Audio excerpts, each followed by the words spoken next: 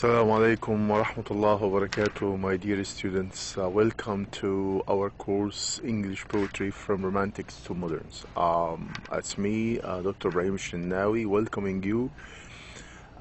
Today, inshallah, we are going to start lecture number 4. As you can see on the screen, this is our 4th lecture.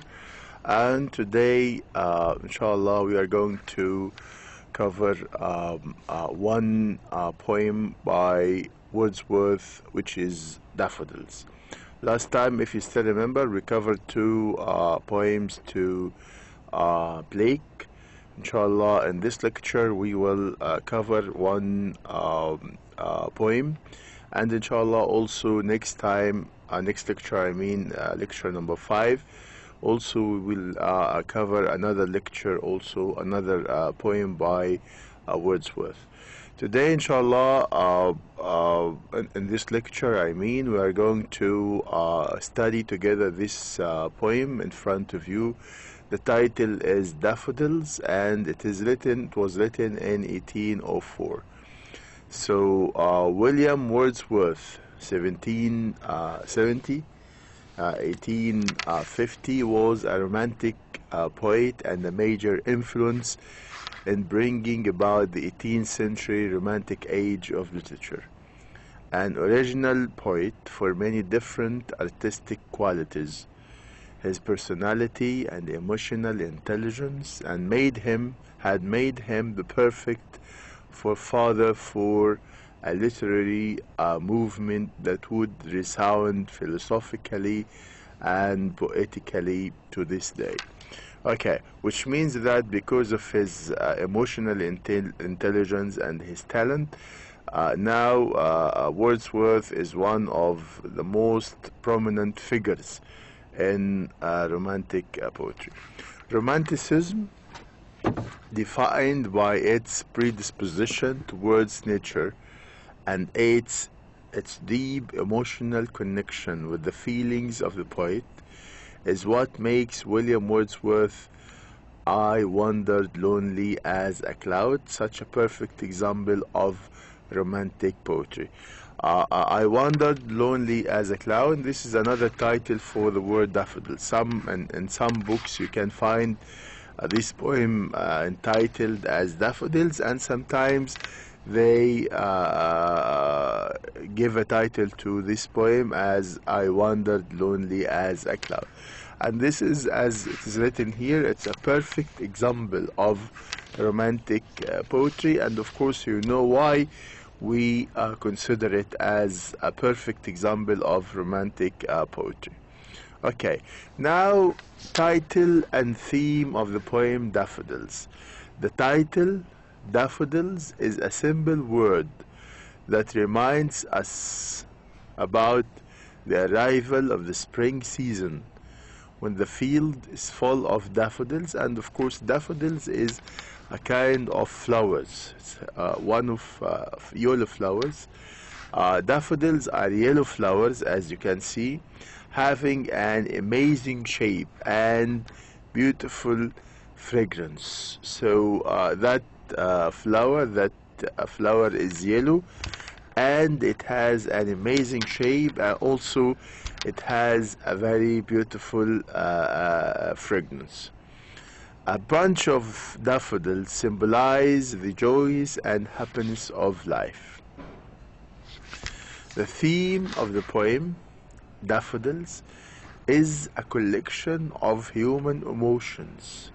It's a collection of human emotions inspired by nature that we may have neglected due to our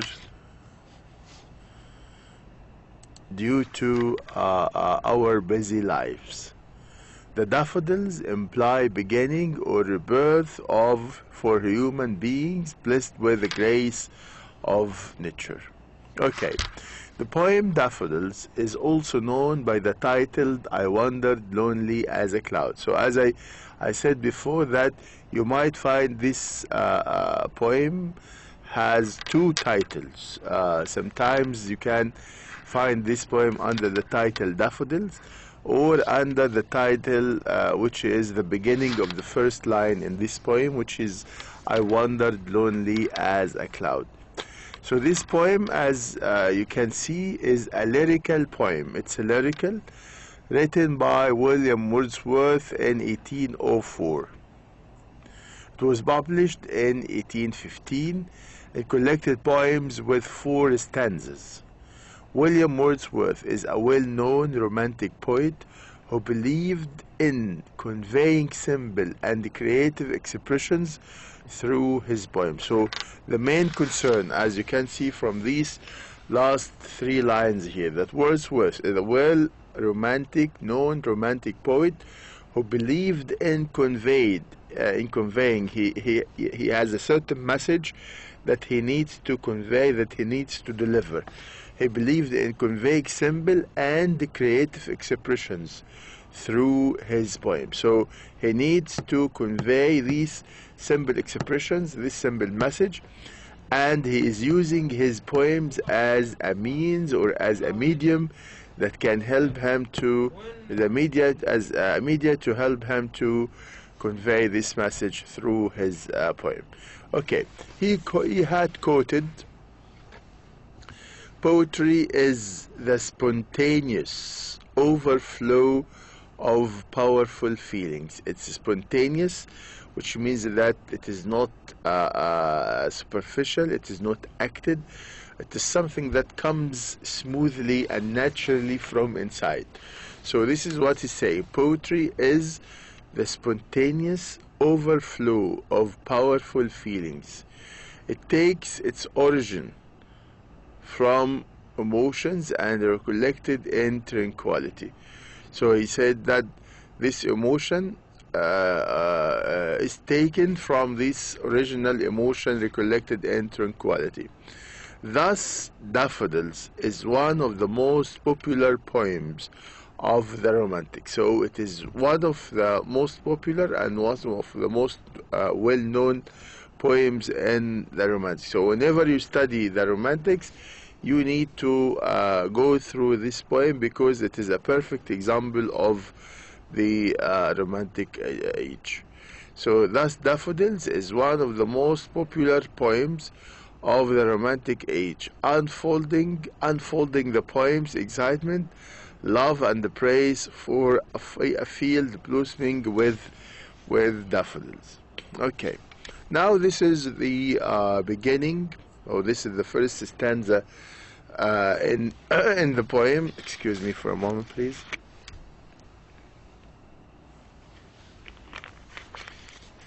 This is the first stanza, and after each stanza you will find that I gave you the explanation or paraphrasing of each stanza. So the first stanza is, I wandered lonely as a cloud. As we can say that, so some of the poets or the critics, they called it as this title, I wandered lonely as a cloud, or sometimes the poem is entitled as Daffodils. So I wandered lonely as a cloud that floats on high over valleys and hills, when all at once I saw a crowd, a host of golden daffodils. A host which means groups of golden daffodils besides the lake, beneath the trees. So he could see where did he see these daffodils? He saw these daffodils beside the lake and beneath the trees, fluttering and dancing in the breeze. So those flowers are dancing and are fluttering together under the trees. Okay, and the breeze, so beneath the trees, which means under the trees, fluttering and dancing in the breeze. Okay, this is the paraphrase or the explanation of stanza number 1. In the first stanza, the poet tells us about a beautiful experience that took place in his life. So This is an experience which Wordsworth had earlier in his life, and he stored that scene of the daffodils in his mind, and later you will find that he recalled this scene and writing this poem. So as you can see that the poet tells us about the beautiful experience, a beautiful experience that took place in his life, and still has its opposite effect on him. And this is affirming the lines that we said before, that a romantic poet is similar to ordinary people. He is the same like any other men.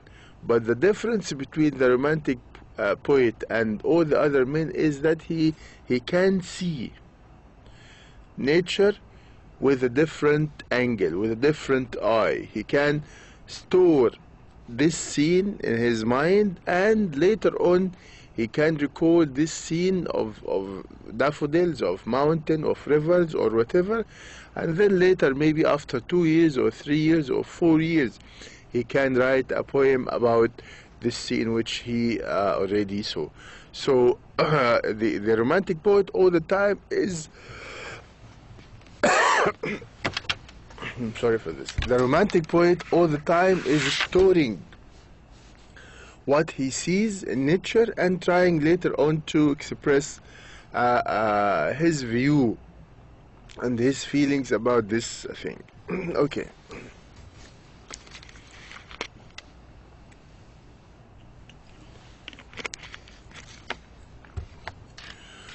So again, in the first stanza, the poet tells us about a beautiful experience that took place in his life and still has positive effect on him.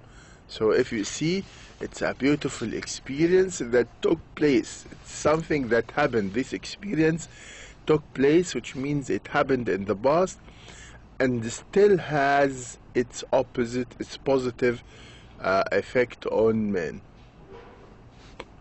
Once he was wandering alone, while he was walking alone, wandering alone. Wandering means walking aimlessly. Wandering alone like an aimless cloud, flying over the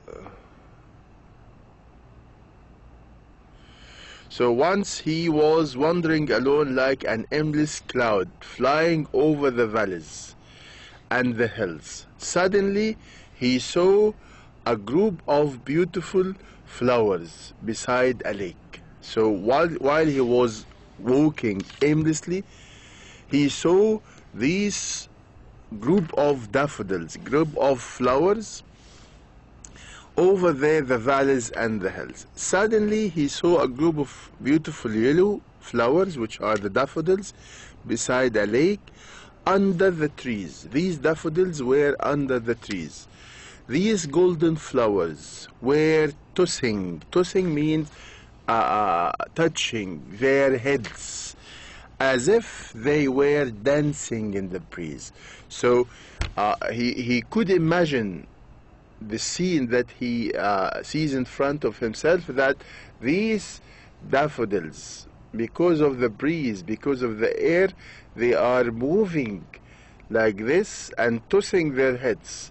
So in a way that makes the one who sees these flowers feel or get that feeling that they are dancing together. Okay, so suddenly he saw a group of beautiful yellow flowers beside a lake under the trees. These golden flowers were tossing their heads as if they were dancing in the breeze. Okay, now by comparing himself to a cloud, he said that I wandered lonely as a cloud. So the poet is comparing himself to a cloud, and of course you know the meaning of the word cloud. In the first line of the poem, the speaker signifies his close identification with nature. So he turns himself to be like a cloud, which means that he is strongly linked to nature, with the nature that surrounds him. He also demonstrates his connection. He also demonstrates his connection by personifying the daffodils several times, even calling them a cloud as if they were a group of people.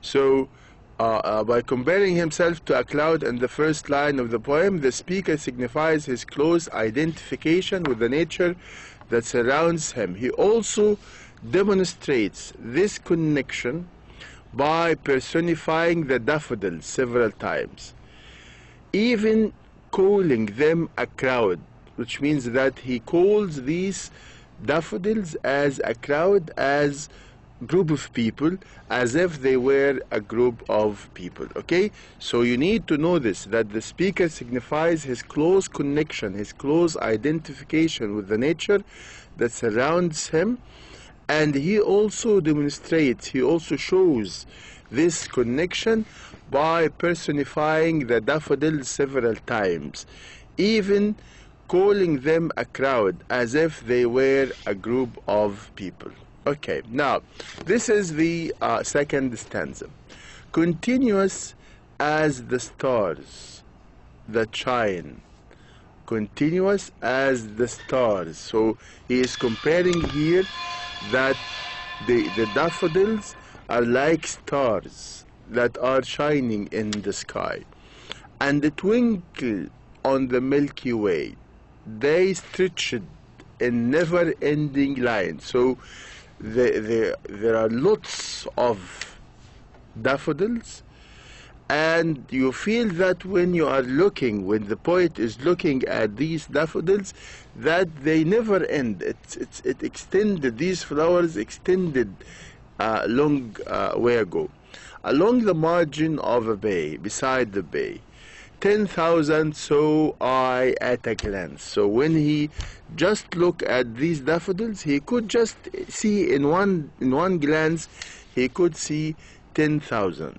He said, 10,000 saw I at a glance, tossing their heads in sprightly dance. So again, the same idea, that he feels that the flowers are tossing their heads in sprightly dance, as if they were dancing together.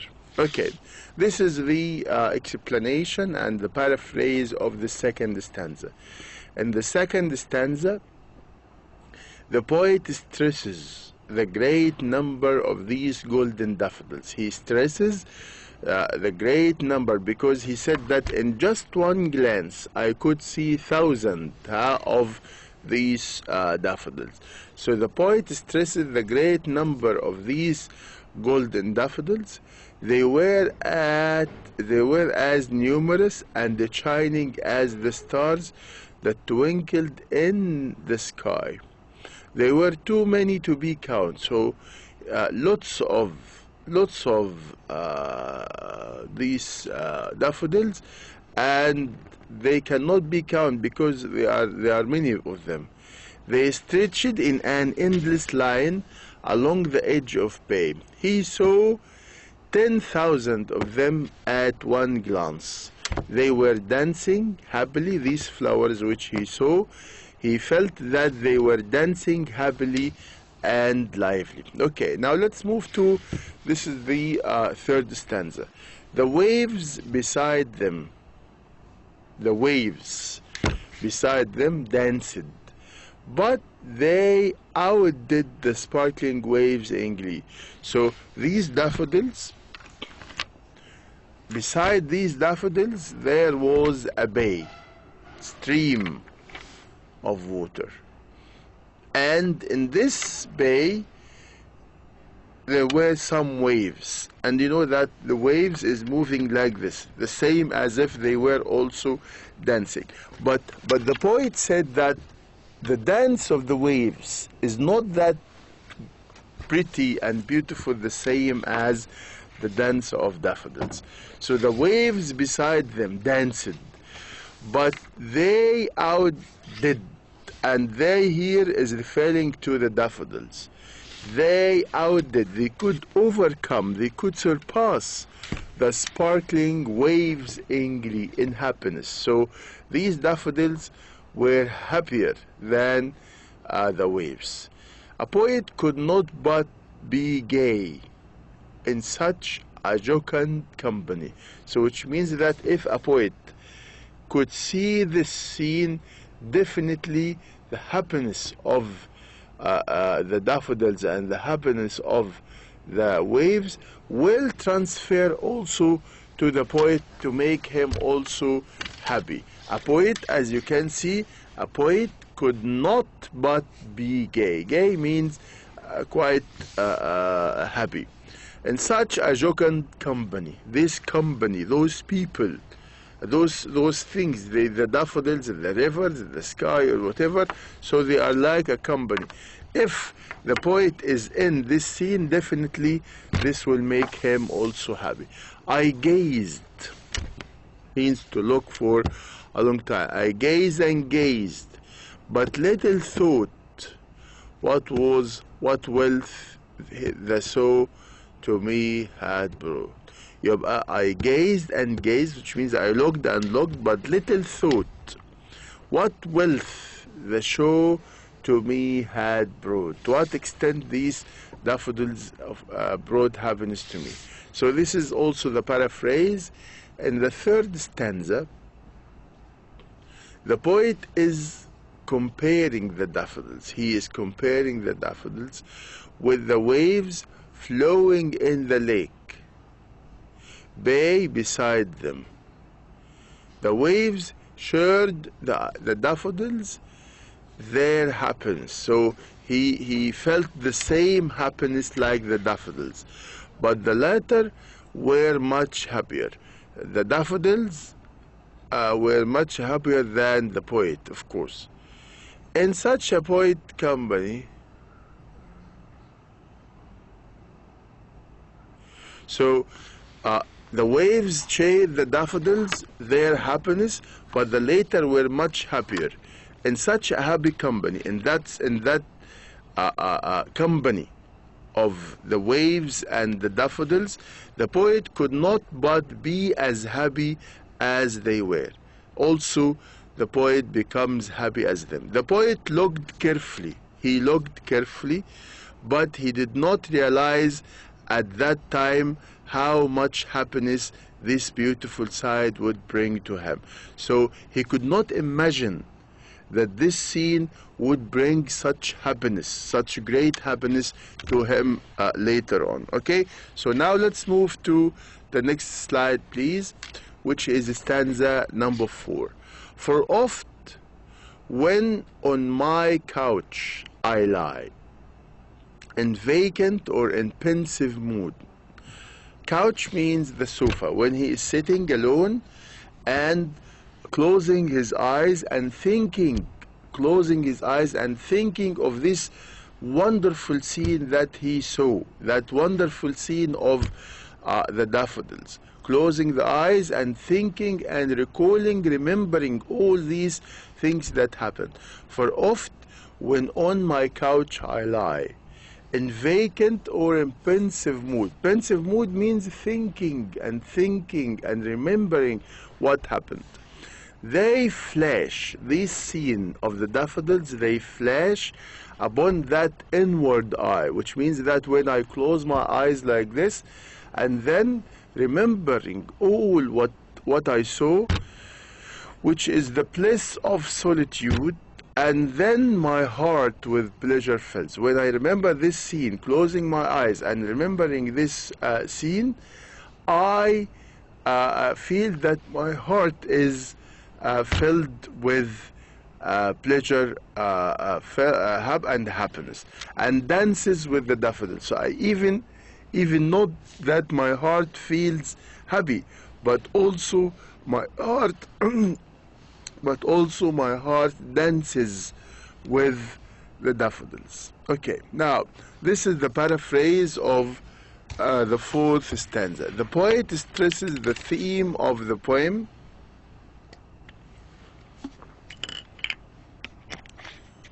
The poet stresses the theme of the poem, which is everlasting effect of nature, represented here by the golden daffodils on man. He says, when I lie on my bed, obsessed or carefree, I always remember the beautiful sight of the daffodils. So always remembering these beautiful sight of the daffodils. Lived in the same situation. So he is imagining himself in the same situation that he saw before. And at that time he feels that my heart filled with happiness. So whenever I, as I said, close my eyes and relaxing on the sofa or on the couch, recalling this scene, I feel, the poet said that he feels that his heart is filled with happiness and starting to dance the same dance that he saw that the daffodils were doing or performing. Now let's move to this commentary on that poem. The poem is about the everlasting effect of nature on man. So the main concern here, and this is the main concern of the romantic poetry, they always try to show the significance or the effect or the influence of nature on man. So the poem is about the everlasting effect of nature on man. The influence of nature exceeds the limits of a situation and goes far beyond that. So he said that it is not a matter of just a scene that I can show, but it influences the nature, it exceeds the limits of the situation and goes beyond that. In this poem, the poet saw a group of beautiful yellow flowers. It's the same, repeating the same idea to emphasize it in your minds. So in this poem, the poet saw a group of beautiful yellow flowers, which are the daffodils, and he was attracted by their beauty. The beauty of the daffodils attracted and enchanted the poet. After leaving the scene and after returning back to his ordinary life, he remembered the beautiful side of the flowers and lived in the same situation again, which filled him with happiness. So when he sat later and trying to recall this situation once more, then he is filled and his heart is filled with, as you can see written here, with happiness. Okay, form. Now let's move to see the form of this poem. The daffodils has a rhyming scheme throughout the poem, and this poem was written in what we call 4 6-line stanzas. So you'll find that the stanza 1, 2, 3, 4, 5, 6. So each stanza has 6 lines. So again here, the daffodils has a rhyming scheme throughout the poem. The 4 6-line stanzas. So 4 stanzas, and these stanzas are divided into 6 lines. So the 4 6-line stanzas of this poem follow a quatrain couplet rhyme scheme. So the rhyme scheme for this poem is A B A B C C, A B A B C C. The rhyming scheme of the above stanza is A B A B. So you'll find that at the very beginning of the poem, you will find that some stanzas are A, B, but those who could win the race, their rhyme schemes is A, B, C. The rhyming scheme of the above stanza is A, B. Okay, a cloud. For A, we have cloud and the crowd. They are the same. We have also for B, we have hills and daffodils, and ending with rhyming couplet, which is CC. Okay, like trees and debris. So we consider it CC. Okay, now the rhyme scheme of the daffodils, and this is what we have here, as I used to give you at the end of each lecture. Usually I give you what we call model question. So the model question is just to help you to know the type of questions that you will have in the final exam, inshallah. So you'll find that there are 2 slides here which will help you to get an idea about the model questions, about the questions that you will have in the final exam.